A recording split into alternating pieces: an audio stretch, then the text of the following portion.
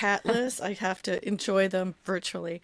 And we're kind of talking about virtual adventures today. So, Deirdre, thanks for joining us today. And we've been talking about doing this for a bit, that I've been a fangirl of what you guys are doing. Can you maybe start us out and talk about what the company is doing and then what you're doing? Yeah. Woof. So this has been kind of a long, a long and short 3 years, right? So we sort of started out, in 2020, and all of a sudden we went from like not doing much, it's a pandemic, to like creating some of the top VR experiences in live VR theater and showing them at some of the top festivals in the world. And we're like, wow, how did we get here? So right now, mostly, I put a lot of time into that, as well as, meeting and hanging out and talking to different XR people, either in real life or in over a video call of some sort, talking to people who are interested in it, who are either in education or, wanting to produce themselves or just wanting to learn how to do it. So I end up talking to a lot of people about that kind of stuff, which I really enjoy. Tonight I'm going to the West Side Digital Mixer, and I usually go to XR Women, which is a really great group, on Wednesday mornings. And I just try to stay involved in the community and chat, because it's such a great collaborative community. So that's what I'm doing personally. And the company, well, we're working on so many things. So we just finished doing PXR, which is a great conference in Canada, because Canada pays artists to do things, which is lovely. And so they have this beautiful conference that they started in, I think, 2020, about performance in XR. It's held in virtual reality. Yeah, it's held in, actually, all of it's in virtual reality. But this year they brought in a couple of, places where people could put headsets on and experience it that way. And we did two things. We brought our show Find Willie to that, which was directed by Whit and Frank, and I helped produce it and assisted her with that. But it's actually kind of a cool show because it came from Korea. It was a Korean show developed by the GOE Immersive studio. They had this VR show that they wanted to take to South by Southwest. Then they're like, we need an English version. So we ended up doing that for them. And taking it to South by Southwest. And so we were doing performances of Find Willie with some Canadian actors. So it was this really great collaboration of the US, Canada, and Korea. And then we were also doing a navigating the festival circuit. So if you have a project and you wanted to know how to navigate that, we did a sort of crazy VR experience where people came into VR, and or you can watch on a Zoom, or a YouTube. They were streaming it as well. But people all came in, and we got them into a space, and then we brought up the slides, and then after every slide we blew them up with macaroni and cheese. I know it sounds crazy, but yeah. So each slide would get blown up with macaroni and cheese. And we did this thing where the festivals and the conferences, you could only talk 1 minute each. And we had like different team members from the team doing one slide to talking about, South by Southwest or Kaohsiung or, Tribeca or Venice, and then blowing it up after a minute, like, oh, sorry, I didn't quite get there all the way. So we did that. And I've also been a part of the jury along with my husband, Stephen Butchko, who also does this crazy VR thing with me, and helped started and co-founded the company with the other team members, Braden Roy, Brian Tull, Christopher Lane Davis, Whit and Frank. We're all the Ferryman Collective, because there's a collective, this group of us. And so we're during the Rain Dance Festival, which we will announce the winners coming this weekend for best VR short film, best VR music video, and best immersive experience is the one I'm doing. I'm doing all three of those. So, and Steve's doing two of them. Anyway, so it's crazy. It's so many things. And you've hit on some of the interesting issues of VR, both in terms of how do you find audience, language, the festival circuit. So I'd love to come back to all that stuff. But I'd like you to walk us through your history a bit. So what was Deirdre's excitement when she was in high school? Wow, you're going way far back. Oh my God. I am. So were you a tech person, a visual person, Uh, a doing no, deals person? none of that. No, I was not. I was a performer, and we can go back even further. I've been a performer since I was like teeny tiny, since I was very, very young. Started dance classes when I was 3, and then started doing shows in my grade school. I think my mother heard from a teacher that, oh, she really likes this. She has a spark, which, I'm like, now I'm like, now knowing what I know, I'm the talent versus the idea of growth is a little bit of a more of an interesting topic to me, because I always felt like I was told I was talented, which was great, except for the fact that within that you stop. It's harder to process failure, right? And it's harder to process, growth, and having a growth mindset, as per, the author of Mindset, Carolyn Dweck, I believe, is like, Carol oh, Dweck. Yeah. yes, that woman, she's fabulous. I learned so much reading her book. But that's side tangent. So yeah, so she has a spark. So then my mother started taking me not only to dance classes but to plays, and I did stuff in school, and so I've been performing since I was super duper young, and that's kind of always what I wanted. Let me ask a related question. Sure. Was your mom a performer? Was your dad a performer? Were they closet performers that didn't let it out?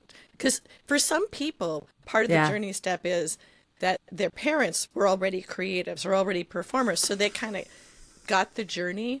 And for some people, they were aspiring performers, and so were living through some of their kids' journey. So yeah, for sure. My dad was not, came from a farming background, and then he worked for like Ma Bell, and then on to AT&T, and then on to Lucent Technologies. So he mostly ran phones and started out climbing the phone poles and moving up through the ranks, of a tech in that space. And my mother was always a bit,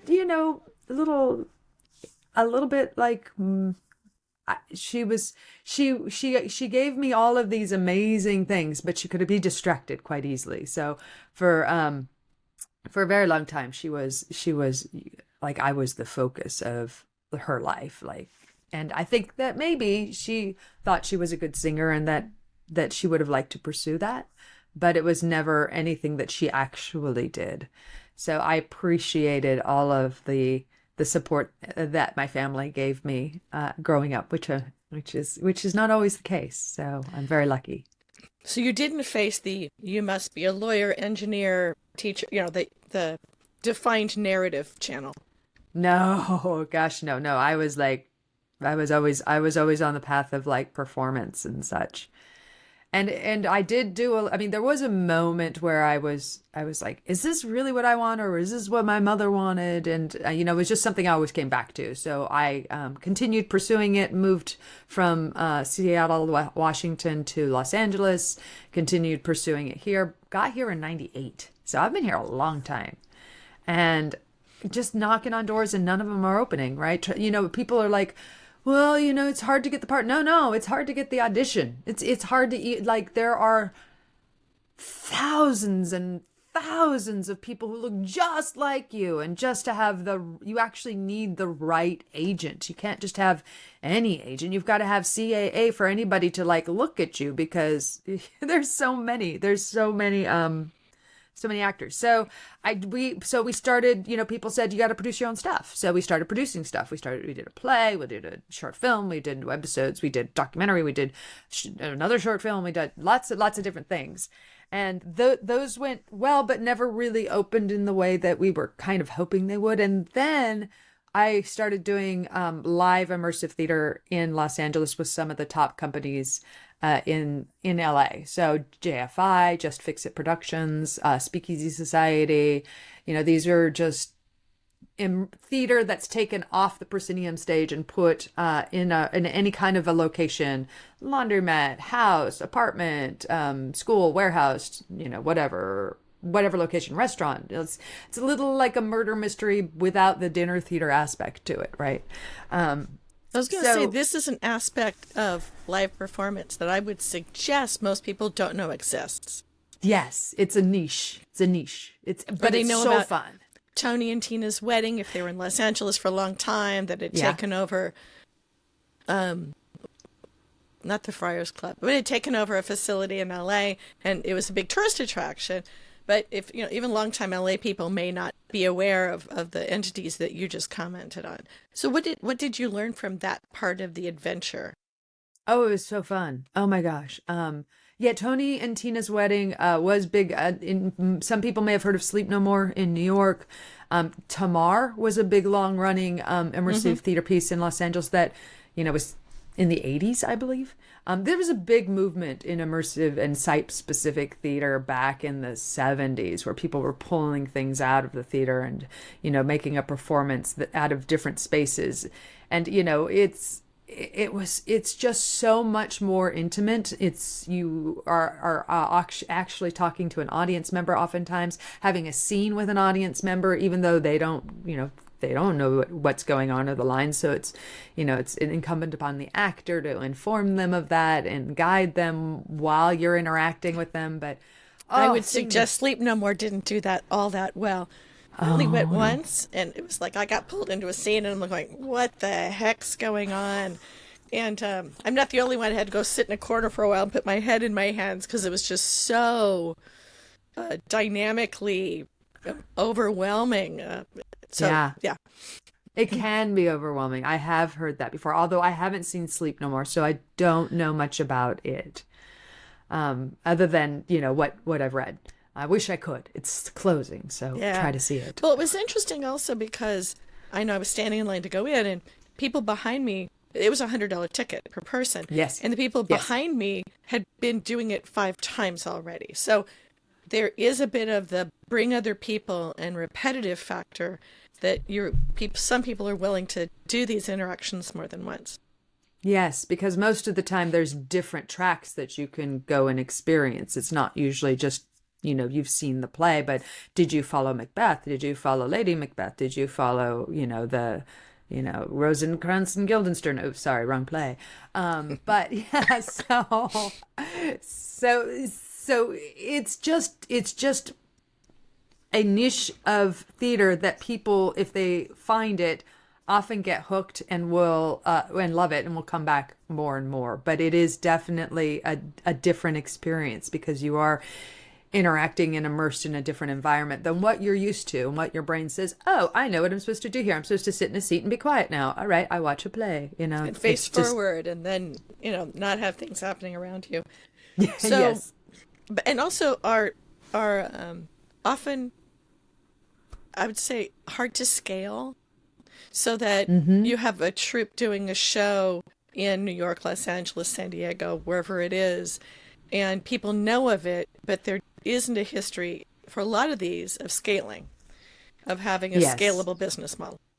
Yes, they are much more intimate in general. They are built that way because people are looking for something different than being in the nosebleed section of the Amundsen. The people are looking for something different than seeing a gazillion pre-recorded things on TV and streaming. So having this experience that feels intimate and profound and different than what's generally out there is got people excited and seeking it out. And I do think it is a special experience. And I think as we continue on with all of the pre-recorded content that keeps bombarding us, because I remember the days when it was just network television, and then we got cable, and oh my God, look at all these channels. But now we got cabling and streaming and all of these different streaming services that you can sign up for. So as well as TikTok and all the YouTube, and it's a lot. Yeah. And sports. Right. Which also looks at some of the similar issues, but not the repeatability. So when was this time frame? So I was doing all of this stuff, and I saw some of my colleagues working at in a photo on Facebook at a Facebook group. And I was like, I know those friends. Those are friends of mine. And what are they doing? Because it said, Noah Nelson from No Proscenium says, if you don't know what they're doing at Tinderclaws, you should check it out because it's really cool. And I'm like, what are they doing? So I emailed Samantha, or I actually emailed the company. I didn't know Samantha at the time, saying, do you need more performers? And she's like, yeah, it's the holidays. Come work for us. So this is like November of 2019. I was working on a couple of other projects. And then, of course, March of 2020, I've been working on this VR game, for lack of a better word, which was going really well. The concept is sort of like these players go into this world that looks like a vaudeville stage, and they can see and see and interact with each other, but they can't speak.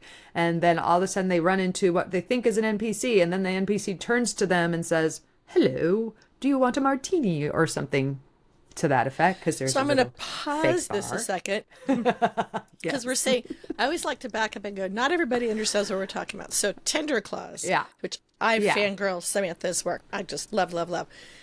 Tinderclaws is a virtual reality game and environment and building space, I guess, for lack of a better delineation, where you go into something that looks like a orange and brown tone shifting desert.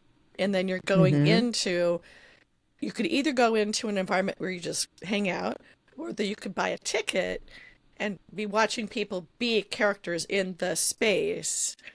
So it was sort of taking that idea, not that you would see non-player characters be player characters, so that NPC non-player character, that it's not assuming that I've got this automated person that is just giving me lines, that it's actually sitting through an experience with actors. So for a lot of people, Tinderclaws was the first time they saw something like that. Yes, I like to call them the Cadillac of experiences. Yes, they were brilliant in what they created, and the live actor portion of the Underpresents was only supposed to go 3 months, and then because of the pandemic, it ended up extending to over a year. And within that, they developed The Tempest, which was, a Shakespearean experience, because you never knew when the actors were going to show up in the Underpresents. That was just very random. But this, you could actually go to the theater, buy the ticket, and see the show and interact with an actor, you and up to 6 people. So that won a bunch of awards. The Underpresent won a bunch of awards. It was a brilliant concept and executed beautifully. That ended up having to close. They're off doing Stranger Things now, which is super awesome, and bravo for them for getting such great IP. And that was my first foray into VR theater as a performer. But when that shut down, it was still the pandemic, and I was like, whoa, what are we gonna do now? And Brian Tull, who is one of the reviewers and fans of immersive theater and of the Underpresents, was like, well, I know enough about Unity to build something in VR chat. I hate that Halloween's been canceled. Maybe we could do that. And Braden Roy was like, I'll write it and perform in it. And I was like, okay, well, I'll come in and I'll help you with the actors and the scheduling. And I got my husband, Steve, to help as well. So like the 4 of us started Para, which was sort of a 20-minute proof of concept, went brilliantly. And then we moved into Krampusnacht, which was like a month and a half later, which was like a Christmas themed version of a VR theater production. And that went well. And we submitted it for the PGA Innovation Award, thinking, okay, so we're going to set up this for like later. And sorry, your cat is thinking about getting down now. Well, and she also was trying to take down your calendar back there too. Yeah, she wants down. I think she's gonna jump. There she goes. All right. So this is an interactive. This is an interactive conversation. For those watching on YouTube, you can watch the cat. And it's an incentive for those of you who listen to go to YouTube and watch the cat. So that's right, the cat getting down, because it was time to get down now in cat world. So that's what cats do. That's what cats do. They have no sense of time. It's cat time. It's cat time. So PGA is Producers Guild, and so it's we one were of a finalist. Oh, very cool. Thank you. We're like, so it's working. Wow. All right. So this is good. So, and yeah, it was the Innovation Award. We didn't think we'd even get considered because but we did. And then we're like, this is working, so let's move on to something else. And I wanted to do something that sort of highlighted intimacy. I wanted to take all of our lessons from the previous productions and put them into a new production, take some time. And I talked to a friend of mine whose show I had done in real life in the immersive theater realm. And I'd done the voice of the shadow. I was like, I think this would work really well in VR. Do you want to do it? And she's like, it's a pandemic. Okay, let me buy a headset and off we go.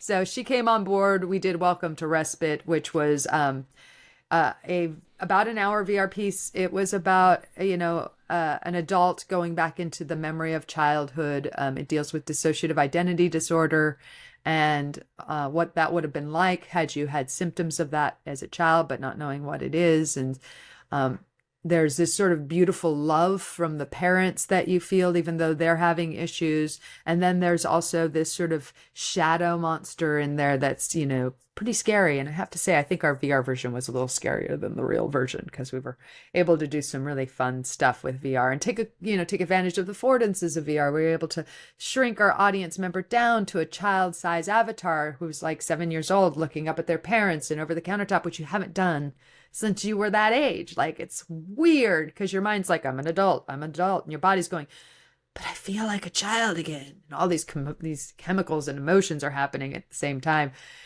So that was really successful. We went around all over the festival circuit. It was really well received. We were like, oh my God, it worked way beyond our imagination. And we were just so grateful. And we're going to continue on with this story to the chapter 2 and 3 and 4. It's going to be about a 3 or 4 chapter series. And Lindsay got pregnant. So happy for her, but not so good for continuing with our plan of VR theater, along this storyline. So we pivoted to a new show called Gumball Dreams, which I had this idea for a show that was built around worlds that already existed from one of our team members, Christopher Lane Davis. He'd built these over the pandemic. And before I'd even met him, he'd had these done. And they're just amazing and stunning. And I wanted more people to see them. So I said, hey, what do you think of the script? He's like, I love it. And then we worked on it together to make sure it fit his lore. He put the world together around the show. And then all of a sudden we had another show going around the festival circuit. And it was just like, also really well received and people loved, and deals with the, issues of like death and dying, dignity, death and dignity. And then also like acceptance and gratefulness and joy and love. And the journeys that we are all on in this lifetime.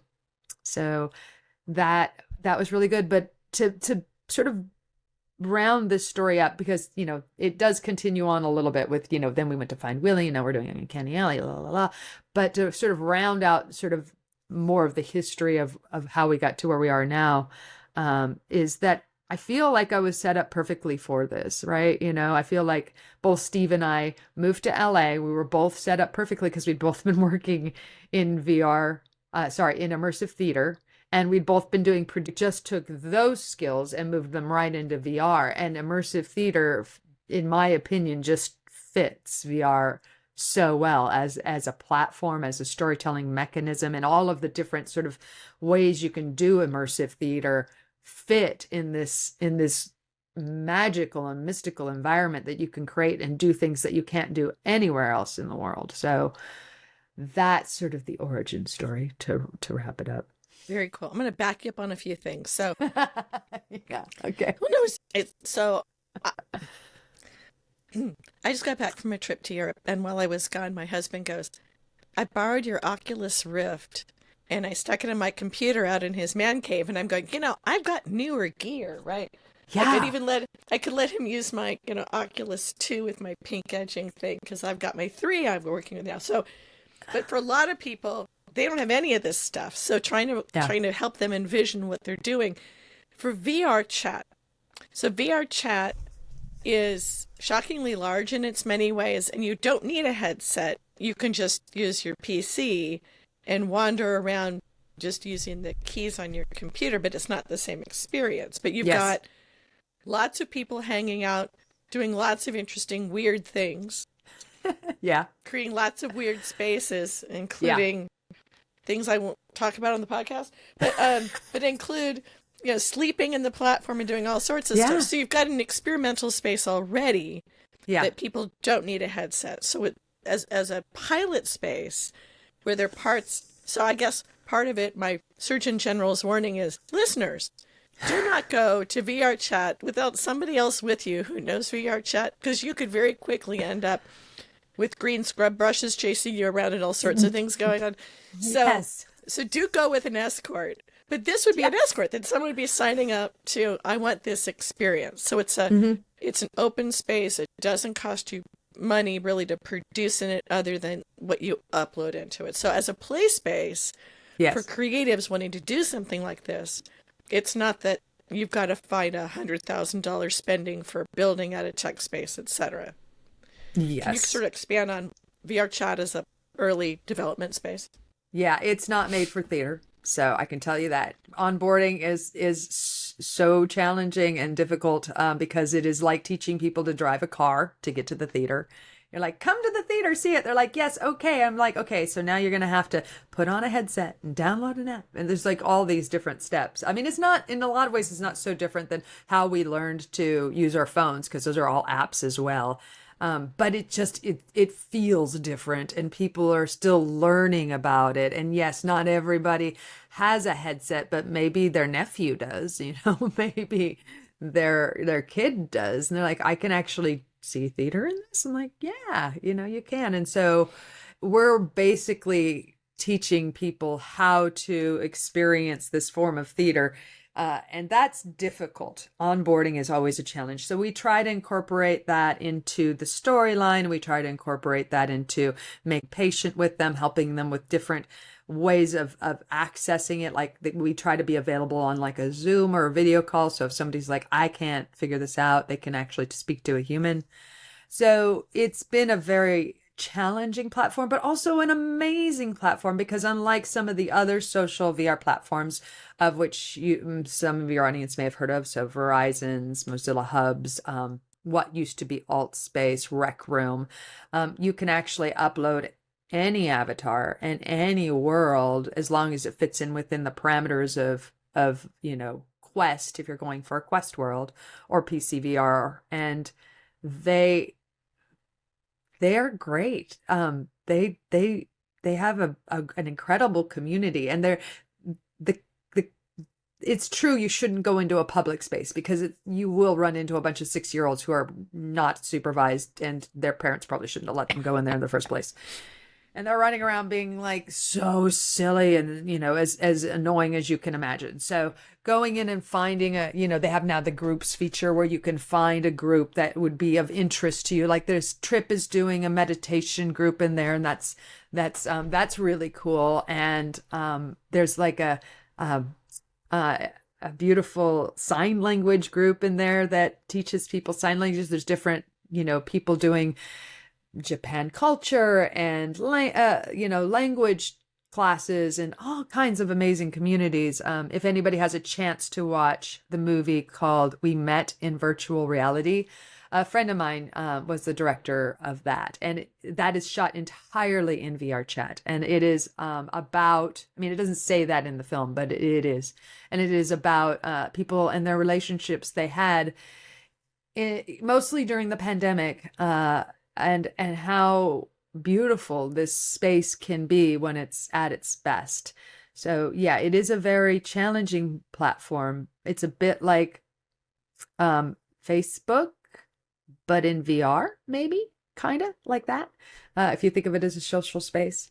And yeah, I'm happy to take anybody on a tour if they want to see it. Well, I was going to say, so part of the opportunity and challenge is VR chat's very busy, lots of things going on.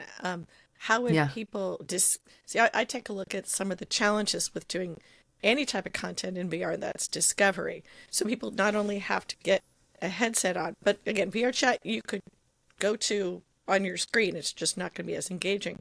Yeah. And then and you can hook up an old headset to your computer and use it. You don't have to have the most current things. Yeah. But discovery and then payment, is two other folds of it, that you wouldn't walk in and big signs saying, come to your stuff. So how are you dealing with discovery, ticketing, community building, Yeah. and then what are you building in now? Are you still doing VR chat as the space? Are you using any of the other platforms or building into the new sort of spatial computing-ish new tools? And yeah, I find that, well, we'll start there because I want to also talk about the same thing with the festival circuit. Because I look at the Yeah. festival circuit as an expensive dance Yes. where you want to get noticed, but your average VR user never finds you there either. It just, you get discovered and talked around. So can you talk about discovery and maybe the nerdy way to say, and business models, right? So how does this work? Because I know a lot of people who create stuff into VR and then they're going, oh yeah, that was fun. So where's the people, and how do I create a business model other than having to go through Quest and paying them 30% of everything I get?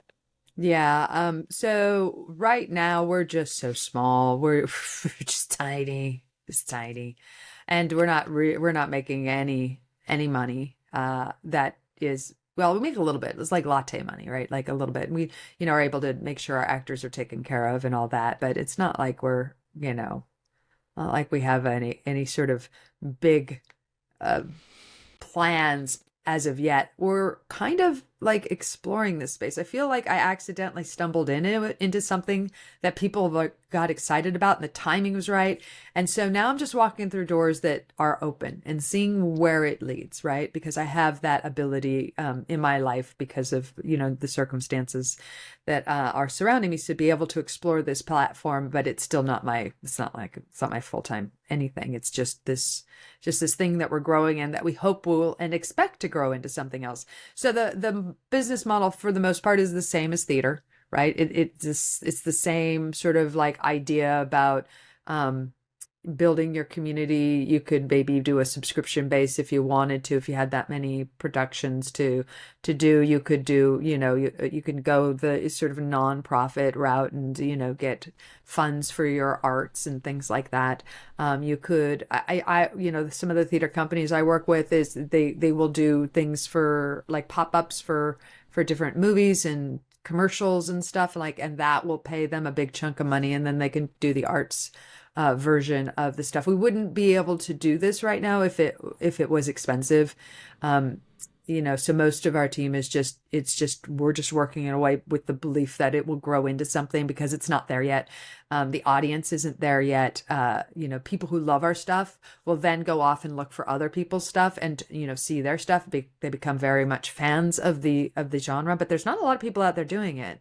So the idea is to bring more that builds up the audience, that creates more interest, and that's part of the festival circuit too, is to get the visibility out there so people can understand and get excited about and find what it is that we do.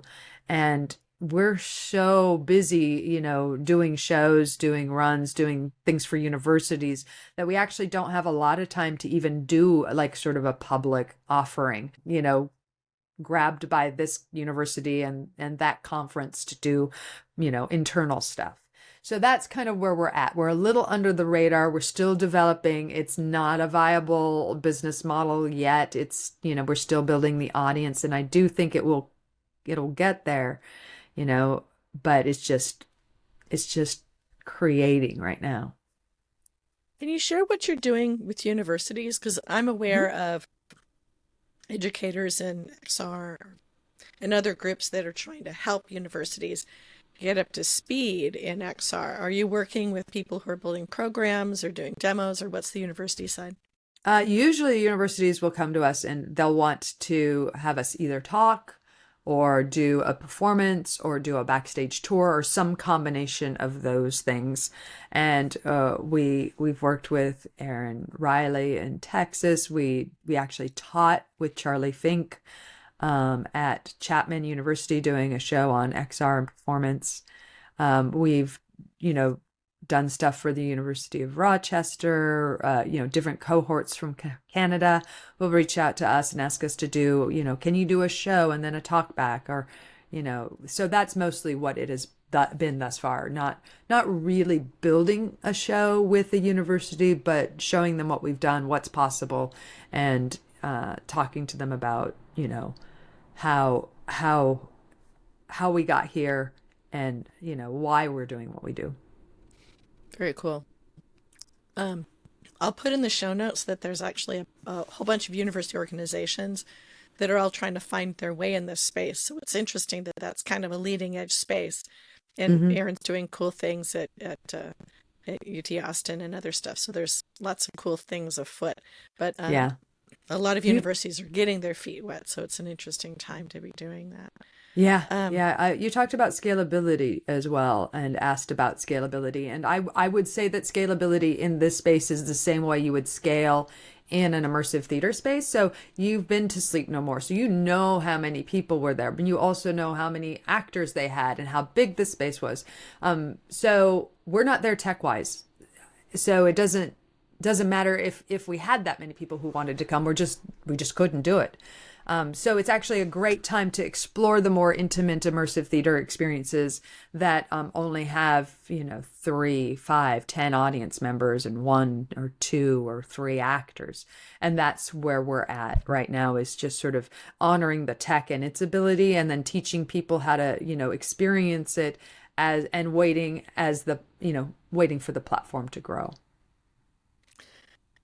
Interesting. And it's at a time where in real life immersive experiences, there's people playing with scale.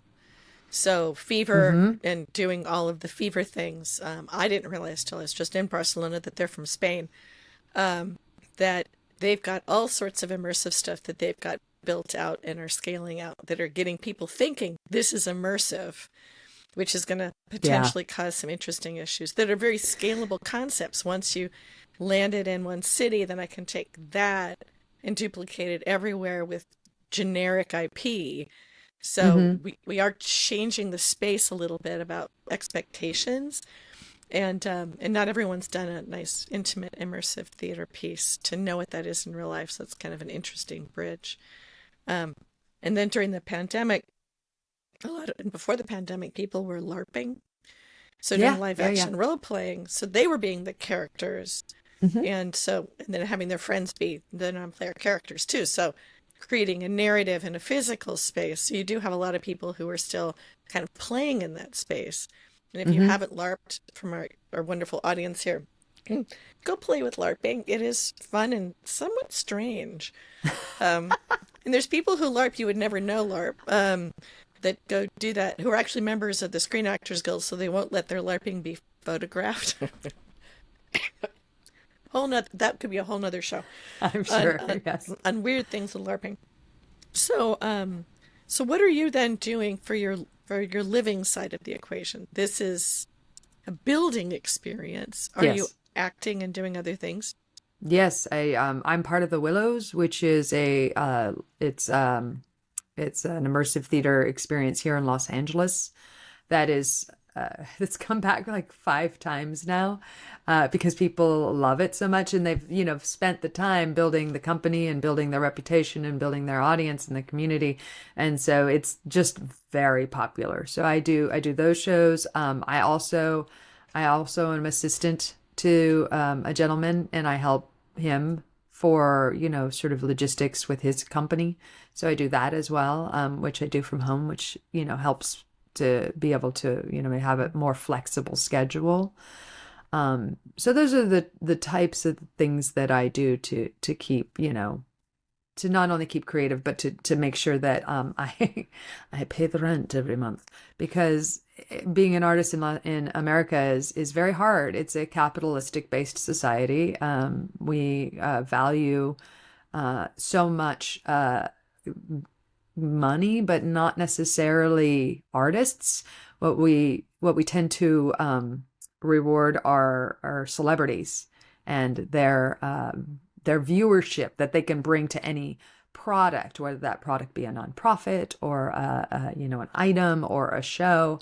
You know, that is what, you know, generally people are after when they move to Los Angeles to become an actor, is the celebrity, because that's really where, you can actually make a living. Whereas most actor artists that I know, are having a very, very hard time making a living, and often have many side gigs that help support their artistry.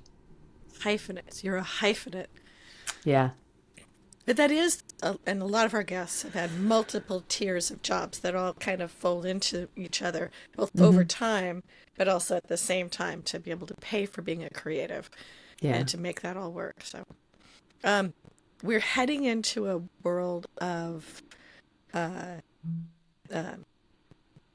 immersive imaging, so the new tools and tech that is letting the content be in a real space.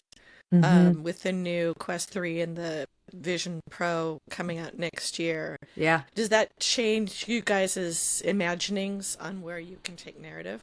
Sure. One of our team members, Witten Frank, has this really great idea and script that she's working on for the idea of doing like a Seder in a pass-through kind of environment, and she's working on fleshing that out and seeing if she can get that to a point where it's ready to get produced. But yeah, that would be something that would use like the pass-through technology, and that opens up so much more options in storytelling and fun, and for artists and creatives around the world, being able to play with the idea of bringing something into your space, bringing, the art, the play, the event into your personal space, as opposed to us taking you and putting you on an alien planet or, something like that. You'd actually bring and welcome all these things into your house. And like, oh, how cool is that? Or out in the world, as people have been taking the new Quest 3 headset and going to Disneyland and going to bars and going to restaurants and taking the world in and seeing overlays on the world, which... Yes. Keep reading the Ask Me Anythings from the Quest team going, we did not anticipate that. We did not anticipate that pass-through would go out into the world. So kind of an interesting question. It's a little challenging for like a headset is they don't work great in the sunlight. So, it can be better, better inside. But, that's where we're going. Like the idea that, it'll be the sunglasses that Meta's already put out, which just have like, you can listen to music, you can take a photo, but eventually those, the tech will get fast enough, small enough that those glasses will be able to do the overlays that you want to see. And, you'll be able to say, hey, I want to know what apartments are for rent in this area. And all of a sudden you'll see all of the apartments for rent. And you're like, I really want to live in this area. I'm going to call these guys, right? Like the idea of being able to do that, or looking into a car engine and saying, okay, what does that do? And how do I change the oil? Because my dad never taught me that, right? Being able to put on some glasses and do that, like, oh. But also potentially taking theater with you, right? Taking theater into a forest, taking theater into a different space, or people choosing different space overlays to be engaged in the theaters, which... Wouldn't that be so cool, going in a forest and having like some sort of like Arthur and the sword and the stone, or like some sort of fairy play? Wouldn't that be fun? It would be totally fabulous. So, what have we not talked about? I mean, you've covered a gamut of the great adventures that you've been on and that the collective's been on. Anything else that you'd like to mention before we wrap up? There's I've learned so much in this space. I've learned about visibility. It's very, very important to bring up what it is that you're doing and your projects in a space where they get visibility, which is one of the reasons why we do the festival circuits, even though it is rather expensive to travel to these places. I say rather expensive. Yes, it's expensive. Let me just say that it's expensive. They don't pay you to come. It's the other way around, that you're having to travel and bring everything with you and everything else. But with our stuff, we actually often have our actors working from home. We don't go to all of the festivals that we've been in. Some of them we can do completely virtually. It just depends on the festival. Sometimes they actually will pay a show running fee. Sometimes there's an award that is associated with winning, and that's that's something as well. And then eventually, you start doing stuff and people start noticing you. Then they'll ask you to come and speak, and maybe now there'll be a fee with it. It doesn't, not at the beginning, but as time goes on. So there is a great value to visibility that I think is underestimated. And I would encourage everyone to, whatever it is that you're doing, try to get out there somehow. Go to places to network, talk to people, write an article, get on the podcast with our lovely Gigi here and hang out.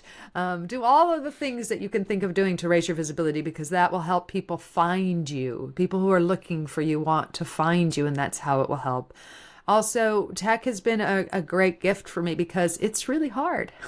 It's so hard that you have to accept when things go wrong, and you have to go, oh, what do I do if my fellow actor falls off of Wi-Fi? And how do we pivot when things crash?